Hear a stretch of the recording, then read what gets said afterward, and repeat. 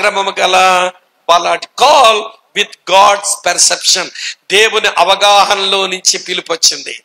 ఇక్కడ కూర్చున్న మనమంతా దేవుని సేవకు పిలువబడినప్పుడు మన పిలుపు దేవుని అవగాహనలో నుంచి వచ్చింది. గాలికి పిలవలేదు ఆయన మనల్ని, మన గాలి సేవకులం కాదు. ఆయన అవగాహన నుంచి పిలువబడ్డాం, ఆయన వాగ్దానముతో మనం పిలువబడ్డాం. నా మాటలు అర్థమవుతున్నాయో వ్యర్థమవుతున్నాయో? అమ్మ బాధపడుతుంది. దీంతో పిలువబడితేమి, ఆయన వాగ్దానంతో పిలువబడితేమి, ఆయన అవగాహన నుంచి పిలువబడితే మనుషులు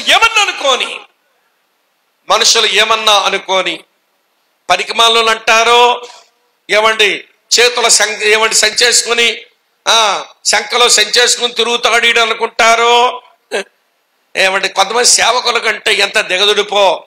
ఓ సేవకుల కూడుకులు ఉన్న బిక్కవోల్లో, మీ పక్క జిల్లా బిక్కవోలు అని ఉంటుందిగా, ఆ ఊర్లో సేవకుల కూడుకులు ఉంటే ఒక ఆయన టీ బ్రేక్ టైంలో సేవకుల్ని రొసరొసలాడితే ఏదో అనేస్తున్నాడు. ఆయన అన్నమాట ఇంకా నా చెవిలో ఉంది. ఆయన ఏమన్నాడు తెలిసి, సేవకుల కూడికి వచ్చి టీ బ్రేక్ టైంలో బిస్కెట్లు తింటా టీ తాగుతుంటాడు, ఈ సేవకులు ఎలాంటి వాళ్ళు చెప్పనా అంటున్నాడు ఇంకొకటితో. నేను పక్కన ఉండి టీ తాగుతున్నా, నేను చూస్తున్న సంగతి గమనించాలా. అప్పటికో మెసేజ్ మాట్లాడా, టీ బ్రేక్ అయ్యాక మరో మెసేజ్ మాట్లాడాలి. టీ తాగుతుంటాడు. ఈ సేవకులంతా విశ్వాసుల పట్టిలో ఉన్నది పెట్టెల్లో పోయించుకొని పెట్టెల్లోంది తీసి వీళ్ళు పొట్టల్లో పోసుకుంటారు. ఏటట పట్టెలో ఉన్నది పర్లపరి చెప్పండి. మన గురించి అనుకున్నదే కదా లోకం అంతా. జగవరిగిన బ్రాహ్మణుడు జడ్జి వేయడం ఎందుకు? ఇంకా ఏమంటే అందరూ అనుకునే మాట కదా, అర్థం కాక అనుకుంటున్నారు. మనుషుల పట్టెలో ఉన్నది పెట్టెల్లో పోస్తామట, పెట్టెలో తీసే పొట్టల్లో పోసుకుంటామట అని ఆగలేదైనా. మాటలు అమ్ముకొని బతుకుతారు ఇల్లు అన్నాడు. చెప్పండి, ఏం అమ్ముకొని బతుకుతారు సేవకులు? పర్లేదు చెప్పండి, మన ఉద్యోగమేగా. చెప్పండి, మాటలు అమ్ముకొని బతుకుతారు అన్నాడు. సో మాట విన్న తర్వాత నీ టీ కప్పుని కొంచెం నులిపేసి పడేసి టీ తాగాక, అంకుల్ మీరు సేవకుల గురించి ఏదో అంటున్నారు, నేను విన్నాను, మీకు చాలా అనీజీగా ఉన్నట్టున్నారు ఈ కూడికలు అన్నాను నేను. ఎందుకంటే మొదటి ప్రసంగం అతని వేడి పుట్టింది అన్నమాట. ఏమంటే కొంచెం చల్లార్చే వరకు రెండో ప్రసంగంలో కూర్చోరాదా? రెండో ప్రసంగం వరకు ఆగలేక రుసరుసలాడిపోతున్నాడు, నిప్పులు చెరుగుతున్నాడు మనుషుడు. సరే ఏంటనంటే, లేదండి నాకు సేవకుల సంగతి తెలుసు అన్నాడు. సరేలేండి, సేవకులు మాటలమ్ముకుని బతుకుతారు అని ఏదో అనేస్తున్నారు. ఇంతకు మీరేం చేస్తుంటారు? సేవకుల గుడికి ఎందుకు వచ్చారు? మీరేం చేస్తుంటారు అన్నా నేను. ఈ గొల్లల మామిడాడు దగ్గర మాది క్లాత్ మార్కెట్ అండి, నేను క్లాత్ మర్చెంట్ అని అన్నాడు. దొరికేవరు అనుకున్నాను.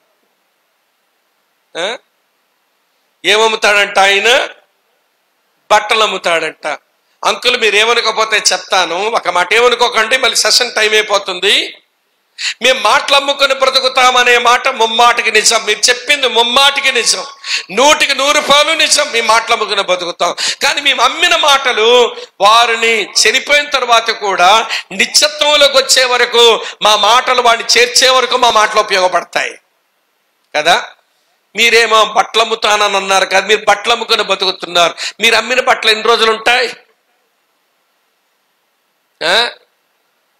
మీరు అమ్మిన బట్టలు ఎన్ని రోజులు ఉంటాయి? మహా జాగ్రత్త పడితే 2 సంవత్సరాలు ఉంటాయి. 3వ సంవత్సరం పెంట మీద పడితే చివికిపోతాయి. ఇప్పుడు సేవకులు అమ్మిన మాటలు మంచివా, మీరు అమ్ముకున్న గుడ్డ ముక్కలు మంచివా? అలాగే చెప్పండి అన్నా నేను.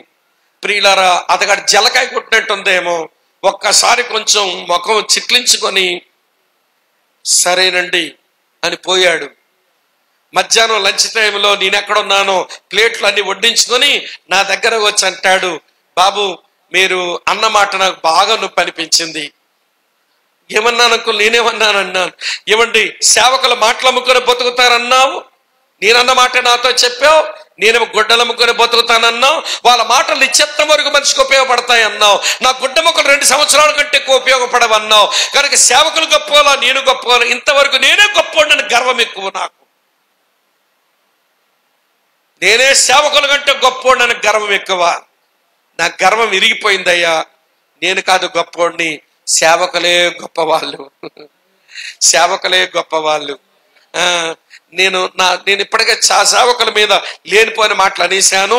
నా తప్పును సవరించుకోవడానికి నాకు చిన్న పని చేద్దామనే ప్రేరణ వచ్చింది మీ రెండో ప్రసంగం విన్నాక. నాకు చిన్న ప్రేరణ వచ్చింది, ఎవరైనా ఒక 5 సేవకుల్ని నువ్వు నాకు అప్పగిస్తే వారి సేవ బాగా చేయనట్లు ఆర్థికంగా ఇబ్బంది పడకుండా ప్రతి నెల వాళ్ళకి సపోర్ట్ నేను పంపుతానంట అన్నాడు.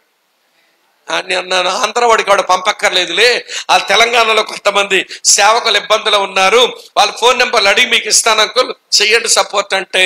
ఆ మధ్య ఒక దగ్గరికి కలిశాడు ఆయన. కలిస్తే అంకుల్ చేస్తున్నారంటే, రెగ్యులర్ గా వెళ్ళిపోతాయి బాబు డబ్బులు వాళ్ళకి. ఏమమ్ముకొని బతుకుతున్న వాళ్ళు సాయం చేస్తున్నాడు రాజు. మాటలు అమ్ముకొని బతుకున్న వాళ్ళు సాయం చేస్తున్నాడు, గుడ్డలు అమ్ముకునేవాడు. దాని లాభం నాకు దీవెనేతో రావాలంటున్నాడు. ఈ విషయం మీకు ఎందుకు చెప్పానంటే, మనమేంటో అర్థం కాని మనుషులు మనల్ని దిగదుడుపు మాటలతో బాధించవచ్చు, కించపరచవచ్చు, హ్యూమిలేట్ చెయ్యొచ్చు, చవకబారు మాటలతో మన హృదయాలు చింద్రించెయ్యొచ్చు. కానీ ఒక మాట మాత్రం నిజం, మన పిలిచిన వాడు దేవుడు. ఆయన పిలుపు ఆయన వాగ్దానంతో వచ్చింది, ఆయన పిలుపు ఆయన అవగాహన బట్టి వచ్చింది. మన శక్తి సామర్థ్యాలను బట్టి మన పిలుపు రాలేదు. అర్థమైందో వ్యర్థమైందో?